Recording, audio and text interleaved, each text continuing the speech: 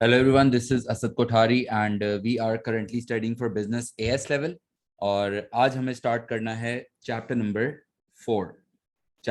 4 of unit number 1 और इस chapter का नाम है बिजनेस ऑब्जेक्टिव्स। ठीक है, आप अपने पास हेडिंग डाल दो chapter number 4 business objectives and this seems to be a quite lengthy chapter but इसमें सारा थ्योरेटिकल कंटेंट है, सारा इजी कंटेंट है, मुश्किल नहीं है। चैप्टर नंबर 4 बिजनेस ऑब्जेक्टिव्स, अपने पास हेडिंग डाल दो chapter number 4 business objectives. Business objectives नाम से समझ आ रहा है। ऑब्जेक्टिव्स ऑब्जेक्टिव्स क्या होता है? If you want to define objectives I am sure आपको पता है। जैसे आपकी क्लास, ये जो क्लास आप लोग देख रहे हो, देयर इज ऑब्जेक्टिव कि यार हमें ये कंटेंट समझ आएगा, बिजनेस एएस लेवल पढ़ना है, अच्छे ग्रेड चाहिए। There is a certain objective of doing any activity, of taking any action.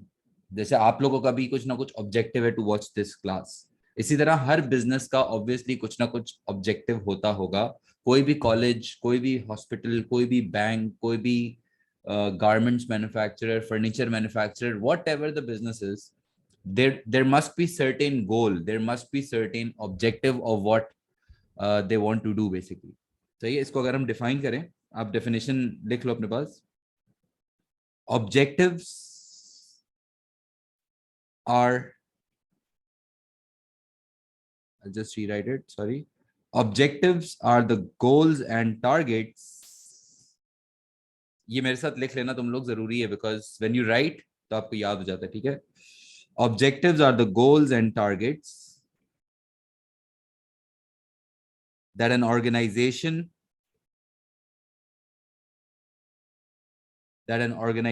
will want to achieve। Objectives are the goals and targets that an organization will want to achieve in a certain time period। In a certain time period. This can be short term or long term business objectives। This can be short term or long term business objectives। Short term भी हो सकते हैं, long term भी हो सकते हैं। Short term is not, short term is like 2-3 साल is short term business objectives and long term is 10 साल, 15 साल, 20 साल, जो बहुत लॉन्ग टर्म विजन होता है ऑर्गेनाइजेशन का, उसको कहते हैं लॉन्ग टर्म बिजनेस ऑब्जेक्टिव्स। क्या कोई बिजनेस 10 साल 15 साल के भी ऑब्जेक्टिव्स रखता होगा? तो डेफिनेटली यस। ऐसा नहीं होता सिर्फ 1-2 साल 3 साल, 2-3 साल तो शॉर्ट टर्म होता है। Long term goals, long term vision set किए जाते हैं ऑर्गेनाइजेशंस के। एंड इसके आगे लिखो, the objectives should be defined on the criteria of, the objectives should be defined on the criteria of SMART। ये वर्ड आप जरा याद रख लो, जब भी एग्जाम में ऑब्जेक्टिव्स का वर्ड आएगा, so what you can do is you can bring this word smart. Smart का मतलब क्या होता है? स्मार्ट का मतलब मैं समझाता हूं। स्मार्ट,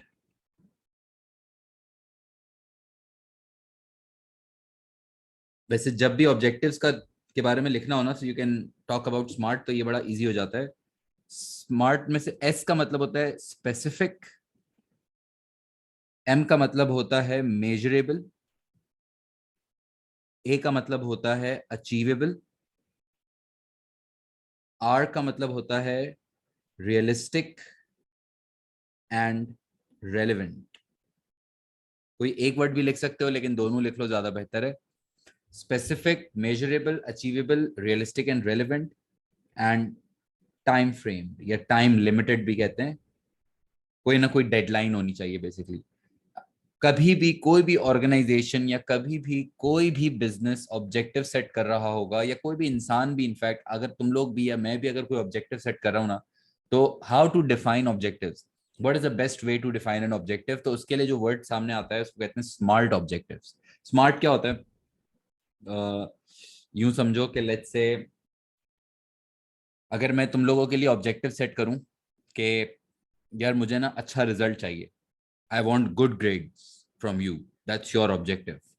अगर मैं ऑब्जेक्टिव सेट कर रहा हूँ कि यार मुझे तुम्हारे लिए अच्छा ऑब्जेक्ट ग्रेड चाहिए, अब नंबर वन, मतलब कौन से सब्जेक्ट की बात कर रहे हैं, अच्छा ग्रेड क्या होता है।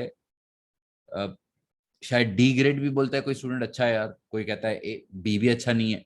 अच्छा ग्रेड क्या होता है, कितने सालों में चाहिए, इस साल चाहिए, 5 साल के बाद चाहिए, आज तक यू आए आप बोल रहे हो अच्छा A grade. The point is it's not on the criteria of smart. Let's say अगर एक ऑर्गेनाइजेशन है, इजी एग्जांपल, एक ऑर्गेनाइजेशन है वो कह रही है उनका ऑब्जेक्टिव ये है बी, ये उनका ऑब्जेक्टिव बता रहा हूँ, कोई रैंडम ऑर्गेनाइजेशन है, लेट्स से ये है कोई होटल है, ठीक है, अकोमोडेशन होटल है, PC move in pick type hotel है, ठीक है। उनका ऑब्जेक्टिव है be as successful as you can be. Let's say इनका ऑब्जेक्टिव है be as successful as you can be. अब इसमें ये स्पेसिफिक है नहीं, क्या मतलब सक्सेसफुल का मतलब क्या होता है, मेजरेबल भी नहीं है, कैसे मेजर करोगे सक्सेस। आप सेल्स को सक्सेस कहते हो, मार्केट शेयर को सक्सेस कहते हो, ब्रांड को सक्सेस कहते हो, सोशल सर्विस को सक्सेस कहते हो, सक्सेस क्या है, सक्सेस की डेफिनेशन भी तो कितनी वेग है ना। हर इंसान की सक्सेस की डेफिनेशन, हर ऑर्गेनाइजेशन की सक्सेस की डेफिनेशन डिफरेंट हो सकती है, सही है।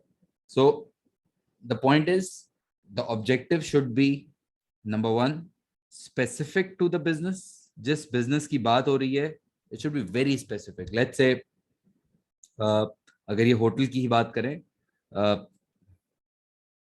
B successful by increasing sales by 25% in next 3 years। अब देखो ये कितना क्लियर हो गया ना। अब हम सेल्स बढ़ाने की बात कर रहे हैं 25%, अब ये मेजरेबल भी हो गया। It should be easy to assess, easy to measure, it should be easy to compare, measurable होना चाहिए, कुछ ना कुछ उसमें क्राइट नंबर होना चाहिए या कुछ ना कुछ क्राइटेरिया होना चाहिए कि किस टाइम फ्रेम का, मतलब there should be a clear deadline to it. अगर डेडलाइन ही नहीं है तो आप कैसे कहोगे कि आपका ऑब्जेक्टिव पूरा हुआ नहीं हुआ, या कब आप कंपेयर करोगे। तो it should B time framed, achievable, obviously achievable होना चाहिए। अगर if it's beyond something which is possible, यानी कि अगर आप किसी को कह रहे हो कि आप एक साल में 900% सेल्स बढ़ाओ, तो it would be like stupid बात कर रहे हो ना, क्योंकि अगर अचीवेबल नहीं होगा ना, अगर आप किसी को ऑब्जेक्टिव दे रहे हो और वो अचीवेबल ही नहीं है, तो then that's also that would be like, क्या छोड़ो यार हमसे नहीं हो पाएगा। जैसे तुम लोग भी अगर अक्सर करते हो, या कोई अगर क्लास में टीचर बात करता है कि यार ये कल तक करके आना होमवर्क, अगर वो बिल्कुल इम्पॉसिबल बात लग रही होगी तो यू वुड बी लाइक यार हो ही नहीं सकता, छोड़ो भाई, छोड़ो देख लेंगे। तो जो भी आप ऑब्जेक्टिव रखना, वो कुछ ना कुछ आपकी पहुंच में होना चाहिए, भले वो थोड़ा सा आपको स्ट्रेच दे, वो थोड़ा आपको पुश दे कि हाँ यार करना पड़ेगा थोड़ा मेहनत, इम्पॉसिबल नहीं होना चाहिए। It should be like achievable for the staff, for the employees. वरना अगर इम्पॉसिबल हो गया तो फिर वो ऑब्जेक्टिव इतना अच्छा, जाहिर है फिर फायदा क्या उस ऑब्जेक्टिव का। और रियलिस्टिक का मतलब होता है रियलिस्टिक अकॉर्डिंग टू रिसोर्सेज, मतलब जो आपके पास रिसोर्सेज हैं, जो स्टाफ है, जो पैसा है, उसके हिसाब से होना चाहिए, and relevant to the people. Let's say अगर एक अगर एक होटल कह रहा है कि we need to increase the number of guests by 400, यानी कि 400 गेस्ट और हमें एंटरटेन करने एटलीस्ट, यानी कि हमारे पास, अब एक बंदे ने कहा कि आपके पास कमरे ही 400 नहीं है, अजीब बात, मतलब इट्स नॉट रियलिस्टिक। आपके पास रूम्स ही नहीं है और आप कह रहे हो 400 से ज्यादा गेस्ट बढ़ाओ, तो कैसे बढ़ाओगे भाई, रूम्स ही नहीं है। द पॉइंट इज कि आपको ये भी देखना होता है कि जो अ, आप ऑब्जेक्टिव रख रहे हो वो आपके रिसोर्सेस के हिसाब से रियलिस्टिक बात है, और जिन लोगों से आप बात करो कि ये बात उनके लिए रेलेवेंट है, द पॉइंट इज एग्जाम में कोई आपको इतना बड़ा क्लियर ऑब्जेक्टिव सेट नहीं करवाएगा. द पॉइंट इज कि जब भी एग्जाम में ऑब्जेक्टिव्स की बात होगी, so you should be able to define and you should be able to tell that the objectives should be defined on the criteria of SMART. It should be specific, they should be measurable, they should be achievable, they should be realistic and relevant, and they should be time framed, so you can set the objectives in a more effective manner. और अगर ये हम objective set करते हैं, हर organisation करती है to be honest, जाहिर सी बात है बगैर ऑब्जेक्टिव के तो कोई भी नहीं चल सकता. ऑब्जेक्टिव सेट करने का कोई फायदा होता है? ऑब्जेक्टिव सेट क्यों करा जाता है? Benefits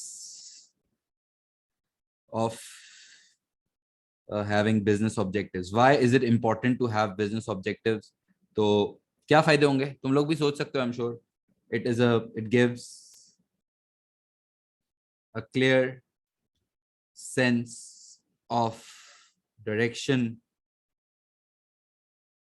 to the organization. Everyone knows that what they are working towards. It gives a clear sense of direction to the organization. Motivation, source of motivation for staff. क्योंकि जब आप मोटिवेट करना चाहते हो तो यू नीड टू टेल ना कि भाई इस टाइम तक ये काम आपको करना है. अगर आप कोई ऑब्जेक्टिव ही सेट ना करो, किसी को पता ही नहीं हो कि क्या करना है, तो फिर ऑब्वियसली वो यू हैव अ मोटिवेशन कि यार ये पढ़ना है क्योंकि हमें आगे एग्जाम देना है, तो that's motivation, right? And you are willing to take this class because you want to study for business AS level. So there is an objective to it, right? अगर ऑब्जेक्टिव ही हटा दूं तो मुश्किल हो जाएगा फिर वो चीज करना. सही है ना? Sense of direction to the organization is a source of motivation for the staff. It can be used to monitor performance, obviously. जब आप ऑब्जेक्टिव रखते हो फिर आप उसको एक्चुअल परफॉर्मेंस के साथ भी कंपेयर करते हो. आपने ऑब्जेक्टिव रखा है कि मुझे 25% सेल्स बढ़ानी है next 3 years. So now you will keep a track कि क्या आपके ऑब्जेक्टिव्स की तरफ आपकी सेल्स बढ़ रही है, नहीं बढ़ रही है. 3 साल के बाद हम कंपेयर करेंगे कि 25% का हमने टारगेट रखा था, तो क्या वो 25% का टारगेट पूरा हुआ या वो 25% का टारगेट पूरा नहीं हुआ. अगर नहीं हुआ तो क्यों नहीं हुआ, उसमें क्या प्रॉब्लम्स आए. तो you will it can be used to monitor performance and it actually improves the quality of decision making. It improves the quality of decision making. Why? Because अगर आपने 3 साल का टारगेट रखा है कि यार 25% सेल्स बढ़ानी है, अब 1-1.5 साल हो गया लेट से और इतनी सेल्स नहीं बढ़ी या कुछ प्रॉब्लम आ गया है या कुछ प्रॉब्लम चल रहा है, तो आप वहीं 1-1.5-2 साल में फिर डिसीजंस लेना शुरू करोगे कि 3 साल में सेल्स तो बढ़ानी है. Do something.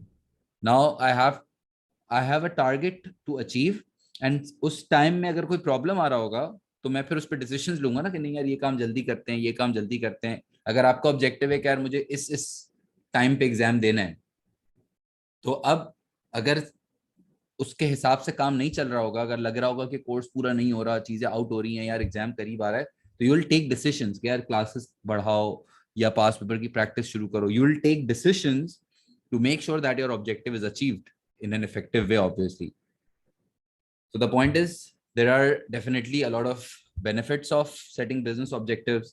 It gives you the sense of direction, it motivates the staff, it is used to compare performance, it helps to improve the quality of your decisions. And obviously objective set करना easy नहीं होता. Objectives set करना मुश्किल काम है, क्योंकि अगर organisation बड़े स्केल पे काम कर रही है तो फिर हर इंडिविजुअल स्टाफ का ऑब्जेक्टिव सेट करना, फिर वो ऑब्जेक्टिव्स भी चेंज होते हैं बार बार.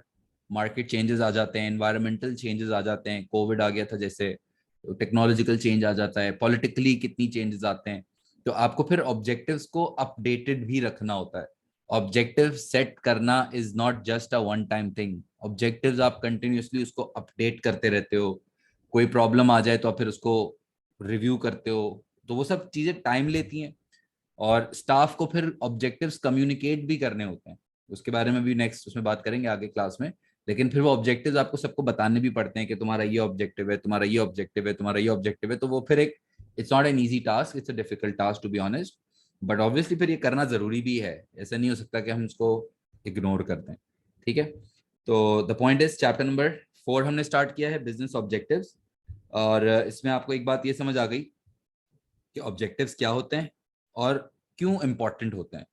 ठीक है, और फिर आपने ये वर्ड सीखा है SMART का criteria, SMART objectives, that the objectives should be defined on the criteria of SMART, which means specific, measurable, achievable, realistic, and relevant, and time framed या time limited. ठीक है, that's all for today's class. Next class में हम बात करेंगे about the objectives of private sector and public sector organizations. And you have to make your notes as well. Please do write down whatever I write.